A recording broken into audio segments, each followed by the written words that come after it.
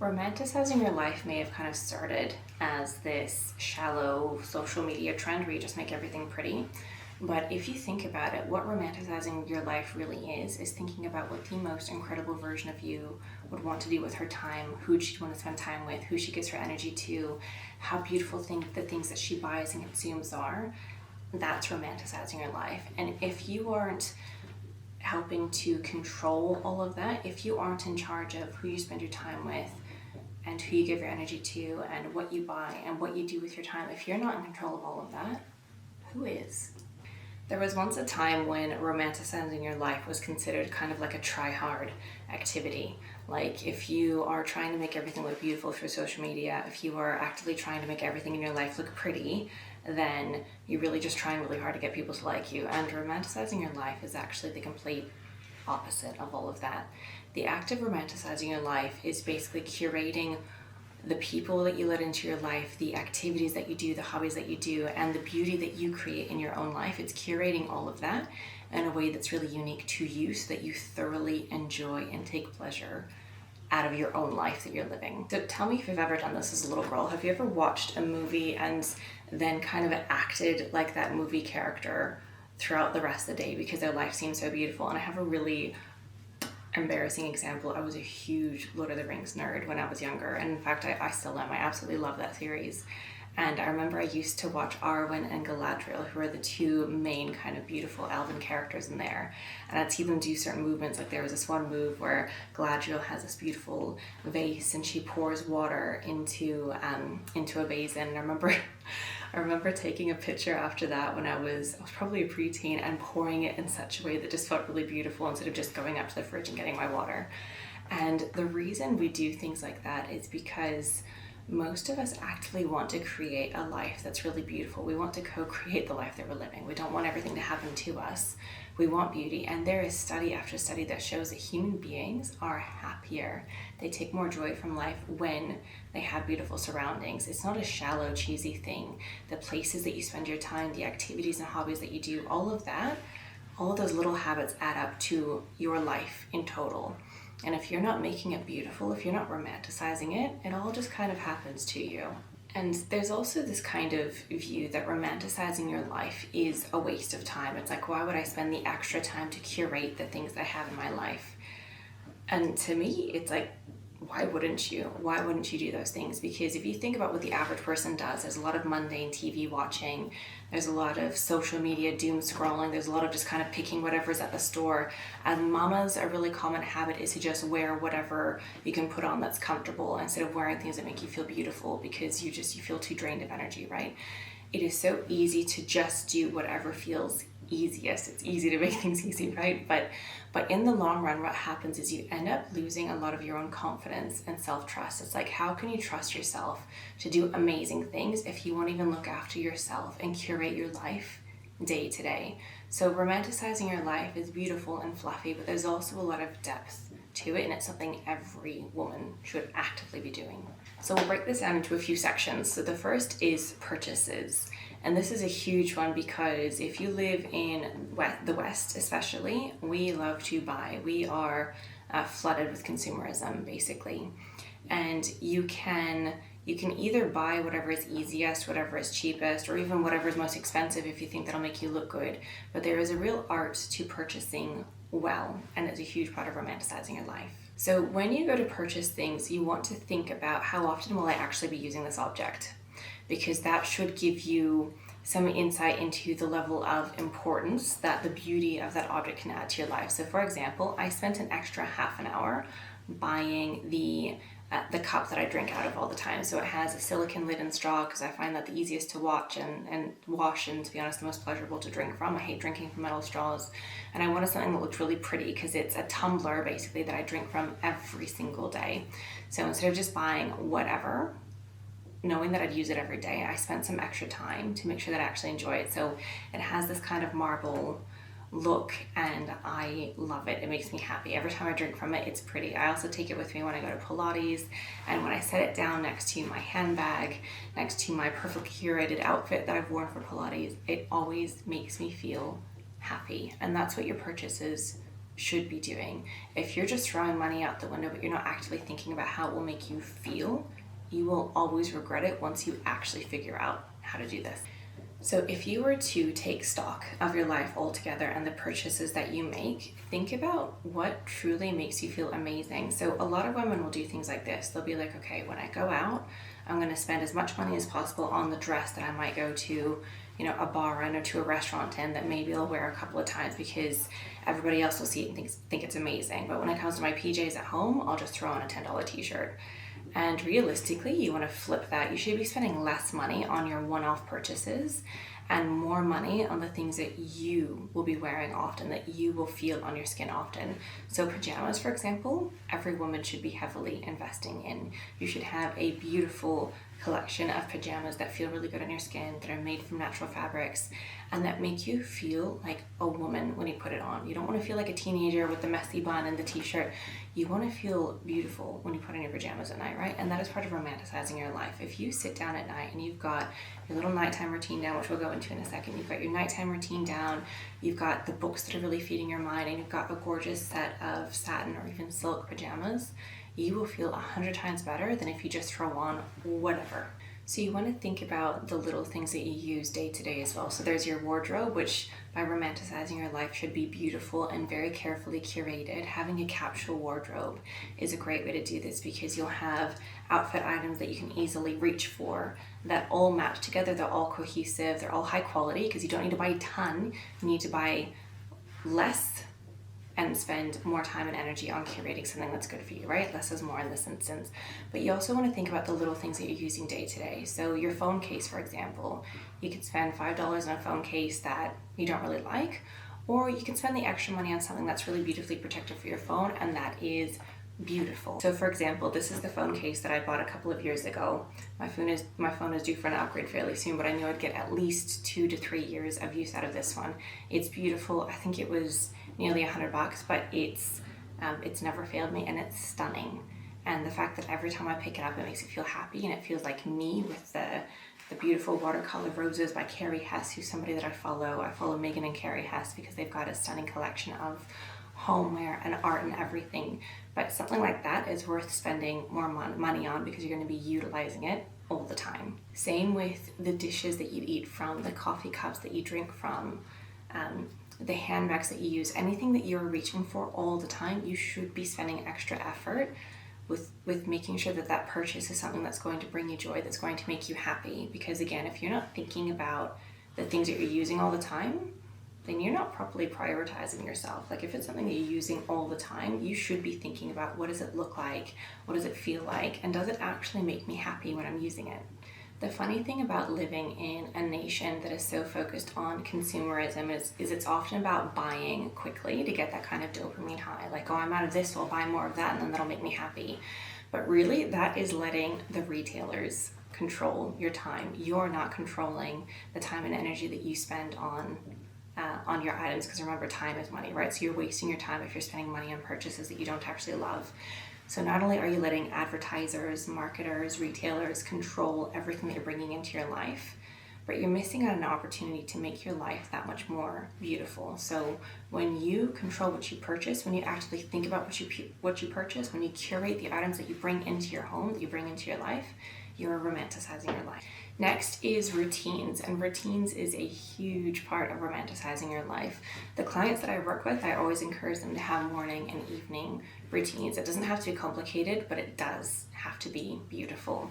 So what does the most ideal, incredible version of you do first thing in the morning and first thing before she goes to sleep at night?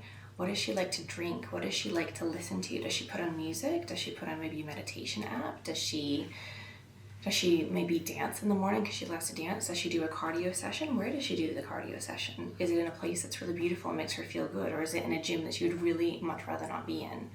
What does she do with her time in the mornings? Does she stretch her body? Does she connect with her body so that she feels embodied instead of just totally in her head?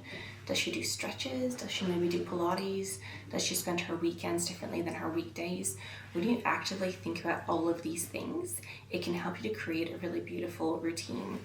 And I've gone into this before, but my routine, for example, is I wake up before my family. I've got 3 daughters, I've got a husband, so I wake up before all of them.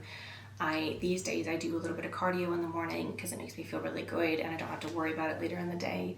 And then I do stretching. I drink from my marble tumbler, which makes me happy. I drink from my beautiful Megan Hess coffee mug, which also makes me very happy. And I listen to books and podcasts on topics that I have carefully brought into my life, topics that I'm really passionate about, things like feminine energy, which is what I teach my clients, things like psychology and philosophy. I actively listen to those things in the morning because I am taking control of the first part of my day. And in that way, the very first thing that I'm doing during my day is romanticizing it and making it as beautiful as possible. And I do all of that, by the way. The first thing that I start my morning with is waking up in pretty pajamas. Do not underestimate what it feels like to wake up and actually like what you look like and what you're wearing. The same goes for evening routines. So what does the most high value, incredible version of you, what does she do before she goes to bed at night? What sets her up really well for the next day? What sets her up for the week? Whatever that is, do that. Next is places and environment, basically, and this is a huge one. There are so many different ways to spend your weekends that are above average, basically. Like, you can either go walk around a shopping center or maybe go to the local park, which can be fun. There's nothing wrong with those things, but you can either do that or you can very carefully curate how you actually spend your time. So for example, the other weekend, we had the choice between going to the local park, which is really cute and we like to do, or to go spend a few hours at a place called Werribee Mansion here in Victoria, in Australia. And it's beautiful. It's got a cute little cafe. It doesn't cost anything to get in. It's just a really beautiful place to spend time. It's an old mansion that used to be owned by a family that is now, I think, basically state owned. So you can go and wander around the gardens there and everything is beautiful. There's a restaurant there, but you can literally just grab a blanket, lay in the sunshine, spend no money, and just enjoy the beauty around you. And it's like, you can either do that or you can go someplace that you don't actually enjoy. You can go to, a dingy cafe just because it's close, but you don't actually like spending your time there. So this is what I mean by the places that you spend your time have a huge impact on how romanticized your life feels. If you were to imagine yourself as a character in a movie, like, what would she be doing with her time? And what's the reason that you haven't been doing it up until now? Whatever the excuses are for not taking your life and making small parts of it more beautiful, you need to get rid of them. And there's excuses galore. Now, there's some that's legitimate, right? Like, there are different seasons in life, like when you have a newborn baby and you're covered in spit at 24/7, that make it really difficult to curate your life in this perfect way. Same with when, there's seasons in life when work gets really, really busy. But even then, even if you can't go and curate every single part of your life to make it feel really romantic and beautiful, there are still, I guarantee you, areas that you can apply these different principles to. So no excuses, just have a look at where you can apply these to and do that, even if it's the minimum, as long as it makes you happy. And again, with the places that you spend your time, you want to make sure that they align with who you want to be and your goals for who you are as a person. So if you envision yourself being, let's say, more fit, getting more sunshine, spending more time outdoors with the family or with friends, if that's a version of you that you're wanting to become and you're not quite there yet, make sure that the places that you spend your time at are actually reflective of that. So last year we made it a commitment as a family to have more time being fit and hiking and things like that. So I will pick really beautiful, and I'll sit there for an hour if it takes, on a Friday evening. Like, I'll have a glass of wine in hand, I'm under a warm blanket, so I make sure that it's pleasurable, but I'll sit there for an hour scrolling to find the most beautiful place to have a hike in Victoria where I live. And then the next day as a family, we'll go and do that. And in that way, I am not only aligning with the version of me that I am becoming, that I want to become, the version of me that I already am as well, but I'm also making sure that it's romanticized, that it feels beautiful, that I'm spending time in places that I want to spend my time in.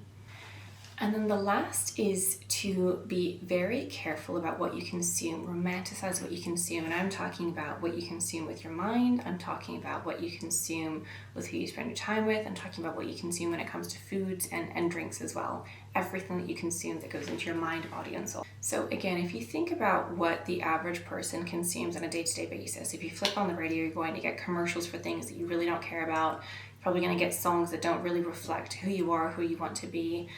If you scroll through your feed and you haven't actively curated it, which is something I highly suggest you do, You're just going to be sitting there doom scrolling, consuming whatever the app is throwing at you. Same thing with YouTube. If you load up YouTube and you haven't actively tried to fix the algorithm up for yourself and who you're subscribed to, you're going to be just met with a lot of basically rubbish, because it's not what you asked for, it's just whatever is thrown at you. Same with food. If you only ever reach for what's convenient, if you flip on the TV and you sit there watching it for hours on end, everything that you consume should be curated, should be romanticized, should be the most beautiful version of what it can be for you, should be what you actually enjoy. So when it comes to music, you should have playlists for every different area of your life. You can have a playlist for when you want to feel confident and get a confidence boost. You can have a playlist for when you want to feel energetic.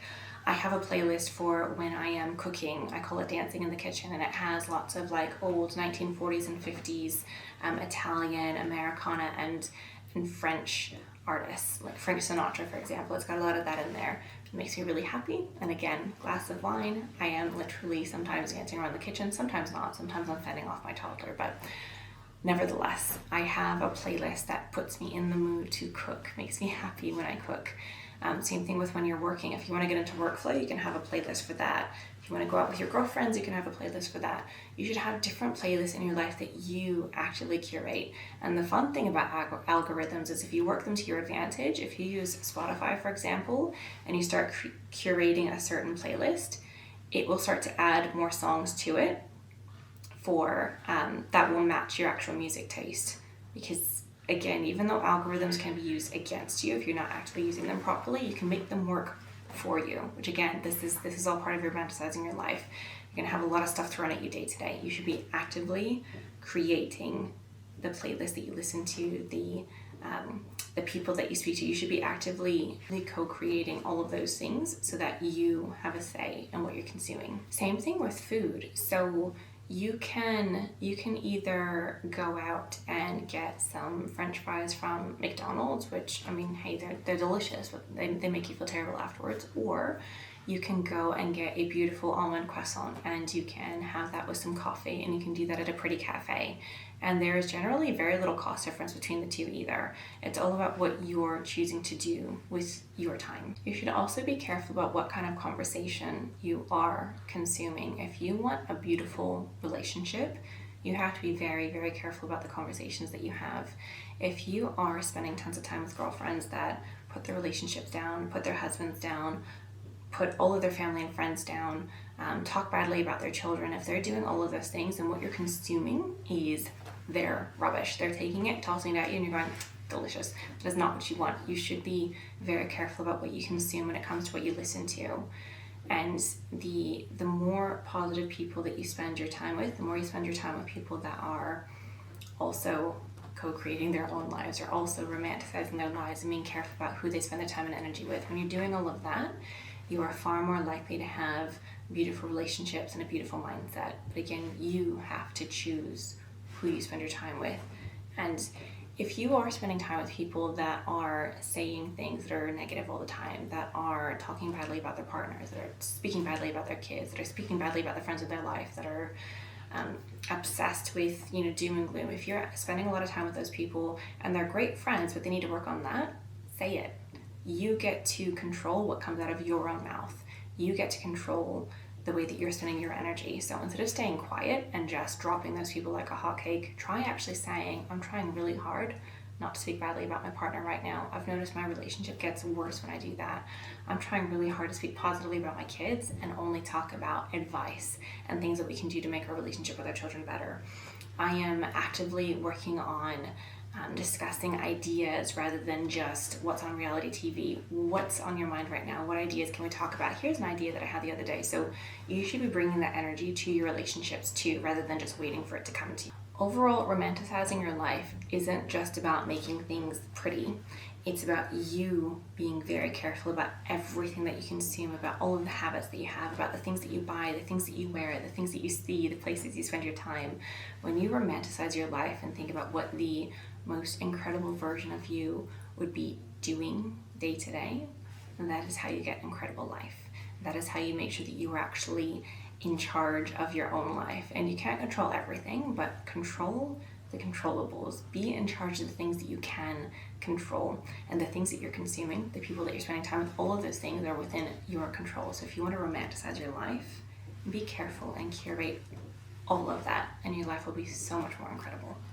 Thank you so much for watching today. If you want to curate your feed exactly like I was speaking about before, make sure you subscribe. That way you get notified about new videos that come through. Make sure you also follow me on Instagram, TikTok, and Facebook. I have an actively growing Facebook community. So if you follow me at The Curated Feminine, we can get connected there.